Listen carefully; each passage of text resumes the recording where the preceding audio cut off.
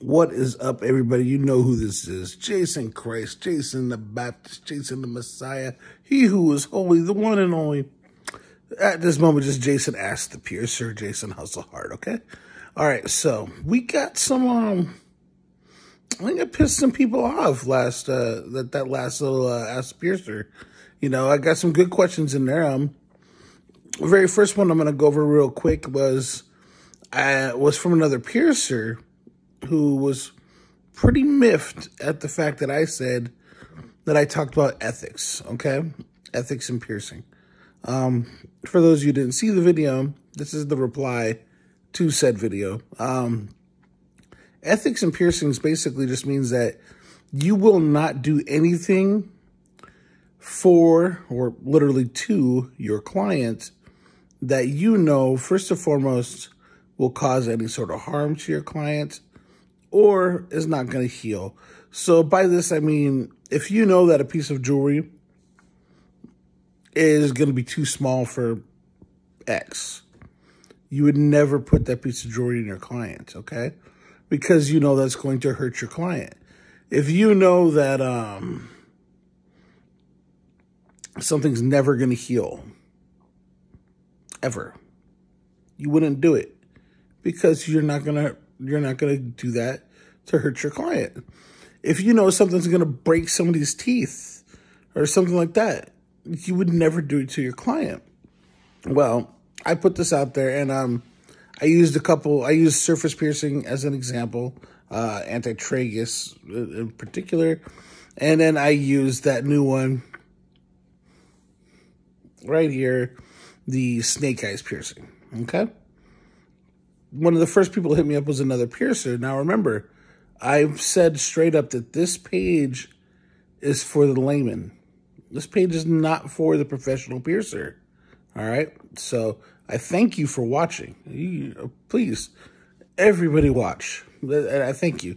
And please, if you are a professional piercer, feel free to ask me questions. You know, the odds are I've been in the industry a lot longer than you, and maybe I can help you out. But the question was, more of a statement was, well, I have to pay my rent basically, and people want it, and they're going to get it somewhere, so it might as well be from me. That was essentially what the statement was.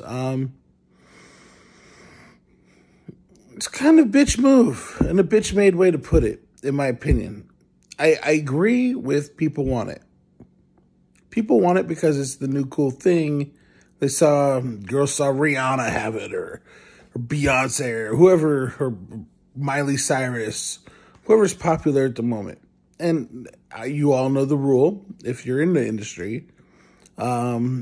If celebrity X gets something on Friday, you know, odds are you're doing it on Monday. It is what it is. Or explaining why you shouldn't do it on Monday. Now, while I say I agree with you, people are going to get it somewhere. It does not mean that it has to be from you. In fact, I highly recommend that you don't do that. Just don't fuck around like that. Don't hurt people. You know, as I said, would you want your mother to get pierced by somebody who you knew was going to fuck them over?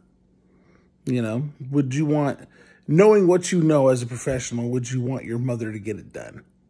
And that's kind of how you should look at it. So the idea that, yes, you do have to pay rent, and the landlord does not care about your ethics and your morals. I understand this, believe me, especially during the slow season. I get it, okay? I truly do. But it's still wrong, all right? The other one I got was from somebody saying, why won't it heal? Well, with surface piercing, the reason it doesn't heal is basically back pressure from the skin, in a sense. I like to say with most piercings that work the best, there's a direct line of frenulation, which means there's a line there. Say you got an eyebrow, you have the line through the center, there, bridge, line, lip, line, nose, lines. Okay, pretty much everywhere where there is an A and B. Okay, to it. You can feel it. You can feel that direct line. Within that, going between that's going to be able to help you heal. Now, it's all based on the pressure, how it's going to push out with the actual anatomy. Now, say you get a piercing right here and you get a barbell. I actually used to have one way back in the day. I had a barbell that went here. It was a surface piercing with two flat gems. Okay. Now, I will say straight up with surface piercings are cool if you're using proper jewelry. And there comes in the question. So you're not going to find proper jewelry at the store. You're going to have to literally sit down with your piercer and find what jewelry that they have or can get made to fit for area X. Okay, plain and simple. Yeah, I mean that's the only way it's going to work. Because what happens is without that line of frenulation, you have a permanent pressure pushing the foreign object out of the body. Now, the foreign object is the piercing, okay? And this is just your body's natural reaction. It doesn't matter, like, you could have, you could be pierced. Now, don't get me wrong. Not all surface piercings are going to grow out. I did a nape on this girl 12 years ago. And I saw her like 2 weeks ago, and it's still there.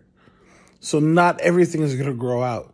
And I'm not saying it was because I did this immaculate, great piercing. I mean, I did the piercing right, don't get me wrong. But the piercing gods have blessed her. Because the odds are that, in my opinion, 90% of all surface piercings eventually will grow out. And I don't care if it's the hand of God that comes down and does the piercing, him or herself, right? So what happens is the body's natural reaction is to push the foreign object out of the body.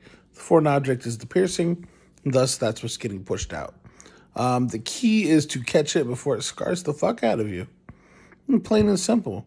I mean, once you get scarred up too much and you get some keloiding and stuff, the whole new can of worms. You got to go in there, and now you have to have somebody cut all the keloids out and all that.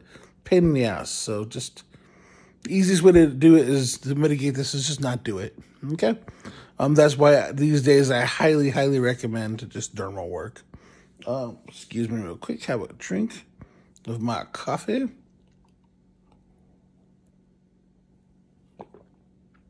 My nice Horn Viking mug that my girl got me. My nice black coffee. I have no sugar left for it, but don't worry, baby. I'm sweet enough. And actually, I really don't have any sugar left for it, so it's just good, pure Cuban coffee with no sugar.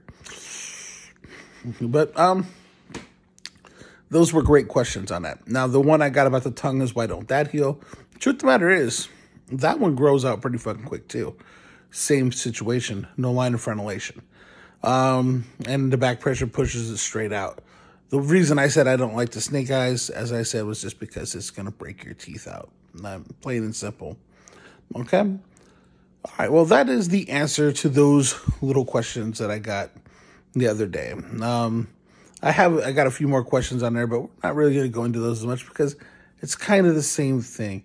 The easiest way, if you want your piercings to heal, as I said before, antibacterial soap and water, and saline. That is it. In the climate that I'm in, a lot of people will tell you Bactine. I don't know about Bactine personally. My issue with Bactine is the alcohol tends to dry everything out, and we're already in a super dry environment. The only time I recommend Bactine is maybe if it's at night and you're, say, a stomach sleeper and you got your nipples done or your belly button or something like that done. But just because of the light, it can't help you sleep. Other than that, no, I don't agree with it at all. Excuse me. Just soap and water and saline. So, as they say, and don't touch it. That's the main rule. Don't touch it. Don't touch it, woman. Man.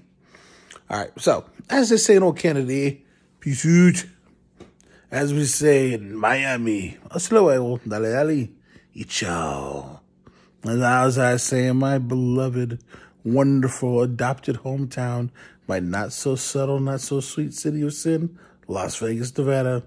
Deuces, I'm out. I will catch you all on the rebound, okay? I will probably do a video tomorrow or the next.